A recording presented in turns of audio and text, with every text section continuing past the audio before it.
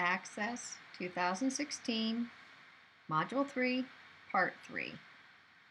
We're going to be looking at a multi-table query in this segment. We're also going to see ways that we can sort and filter the data once we have our query results in the data sheet view. Let's get back into our Riverview database, and we're going to begin creating another query. And again, we're going to be using query design because this is not one of our wizards. So this time we're going to use more than one table. So I'm going to add the animal table, and then I'm going to add the visit table. Now, notice if you added the wrong one,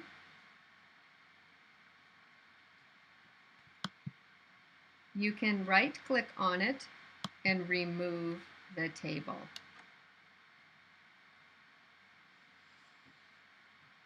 Again, I always like to hover over that bottom border, getting the arrows, so I can enlarge it down and see all of my fields. So I'm going to start by adding the animal type.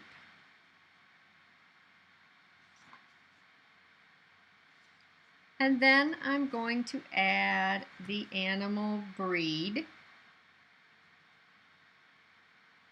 followed by the animal name. Now in the other feed table, I want to add the visit date and the reason.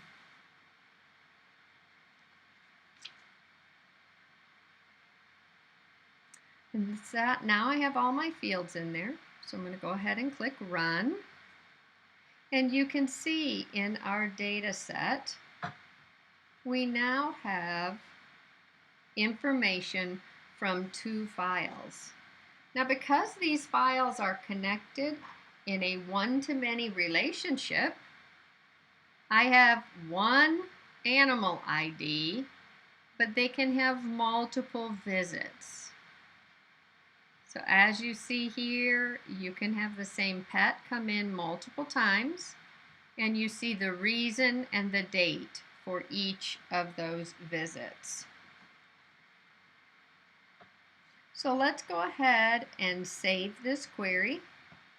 We are going to call it Animal Visits.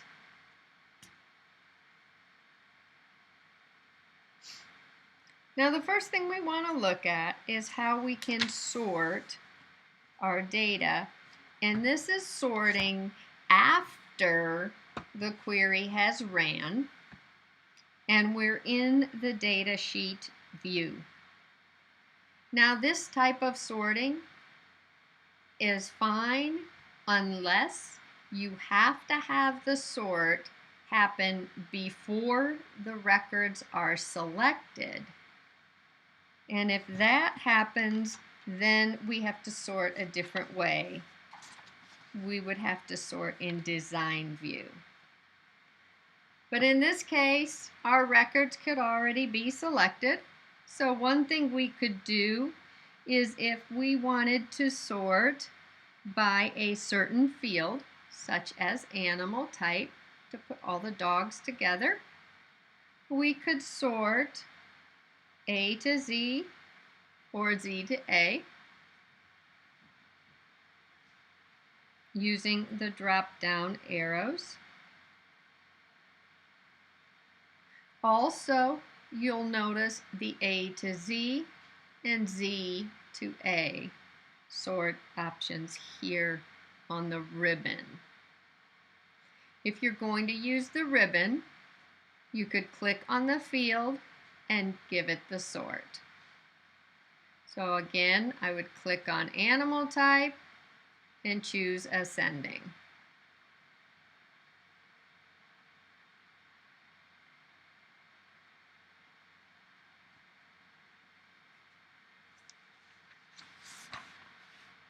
going to go ahead and remove the sort.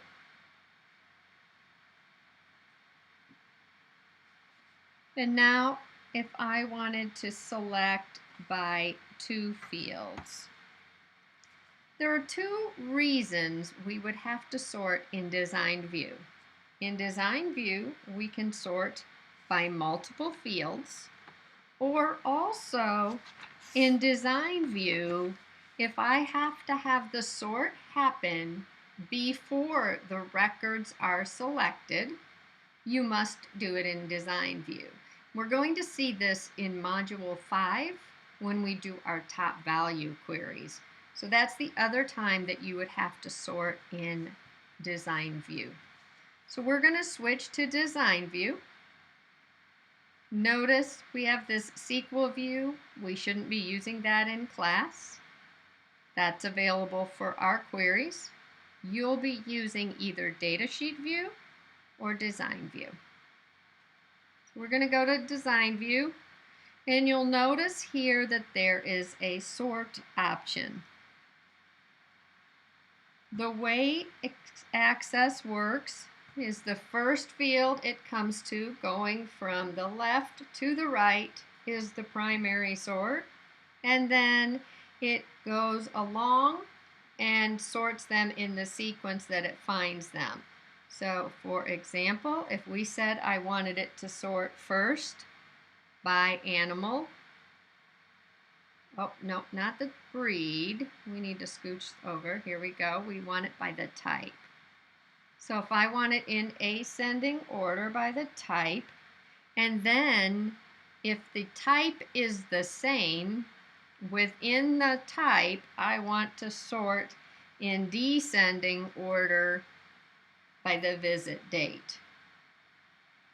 So it'll use the animal type first, then if animal type is the same, it will sort by visit date within that. Now when you click Run, it will be in that sort option when the records are selected. Let's go ahead and save this.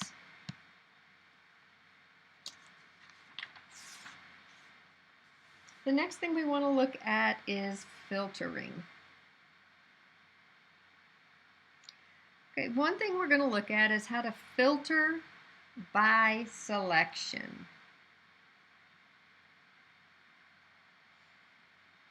So let's look at a record that has the word dog in it. So I'm going to scroll down and find that, and I'm going to highlight the word dog.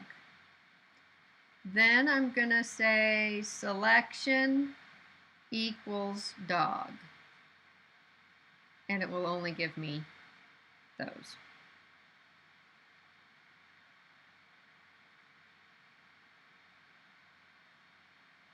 I'm going to go ahead and say select all. There's a few other things we could do.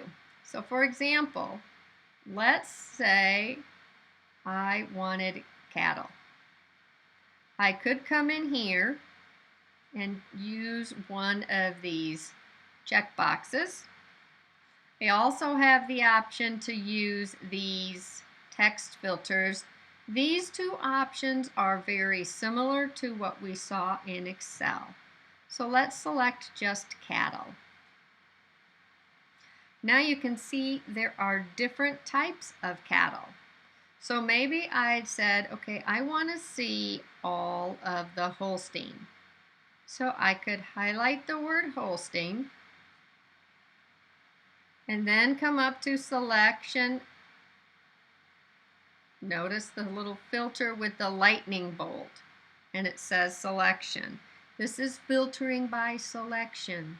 So I could either say choose anything that begins with Holstein or contains Holstein.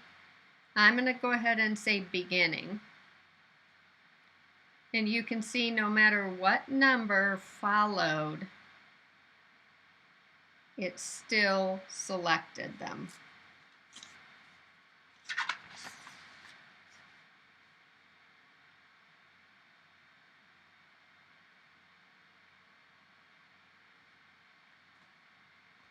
going to go ahead and I'm going to undo this filter.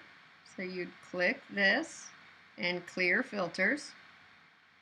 Click animal type and clear filters. We're going to go back and we're going to do the selection for dog.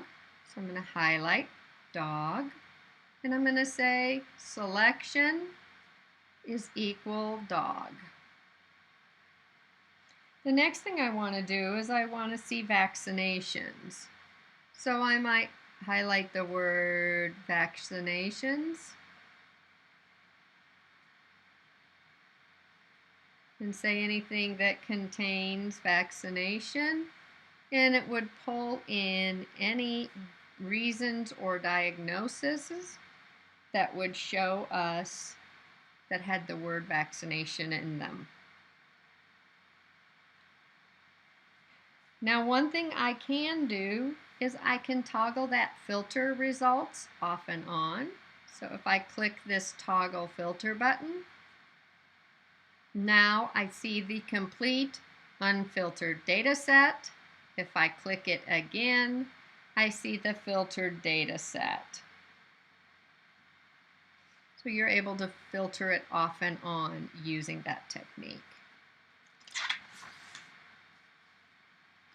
So I'm going to go ahead and save that, and that concludes working with a multi-table query. So I'm going to go ahead and close this query. I like to close each query as I'm working with it.